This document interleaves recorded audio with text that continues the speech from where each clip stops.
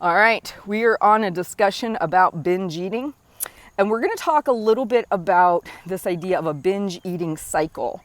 And this is where a lot of my progress started. I started to see a cycle that I had fallen victim to over and over again, which was I was triggered to binge, I would binge, I then felt terribly about myself. I would continue to binge for multiple days, multiple meals with the what difference does it matter attitude.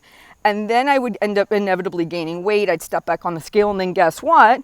I was beating myself up again. And I would either go with trying to be super perfect and restrictive with my dieting to fix the mistake I had done, or I might feel emotionally defeated and just continue on eating and moving in a way that was not helpful for me, okay?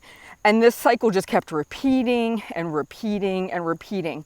And I would read these articles that said, when you're triggered to binge or when you want to binge, go for a walk, take a bubble bath, call a friend. I wasn't good at that. I wasn't good at preventing myself from going into a binge situation.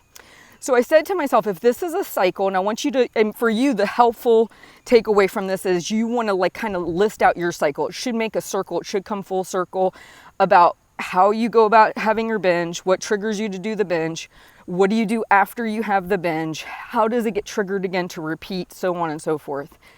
And I said, okay, I have never figured out how to stop this from happening, but what if I treat it differently on the backside? What if I said, okay, I get triggered, I have the binge, but then the next step, then I'm kind of in a more calm state because I have binged. I'm usually not hungry. I don't feel like I want to eat anything else.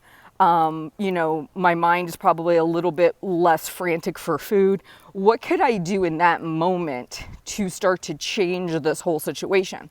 And that was when I created that post-binge plan that I shared a little bit with you in the previous video. I got right back to my normal eating. Whatever I had planned to eat the next meal is what I ate.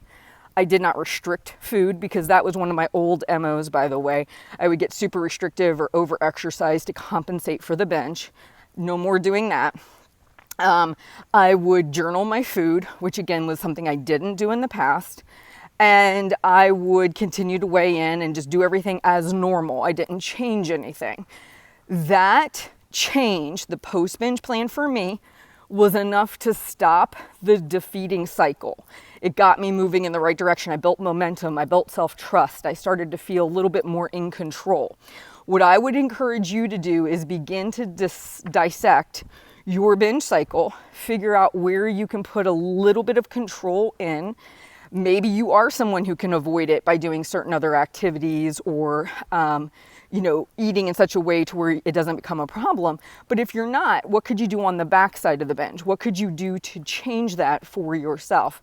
Now, I'm going to be releasing a couple videos on some preventative things you can do that were hugely helpful for me that I discovered in my journey in the next couple of videos. But thus far, I'm hoping that what you're gathering from these videos is, one, do I really struggle with a binge eating issue? Two, what does that look like for me? Three, where in the cycle of binge eating can I start to make a slight change so I can become better at dealing with this? You guys have a good day, and I'll talk to you soon.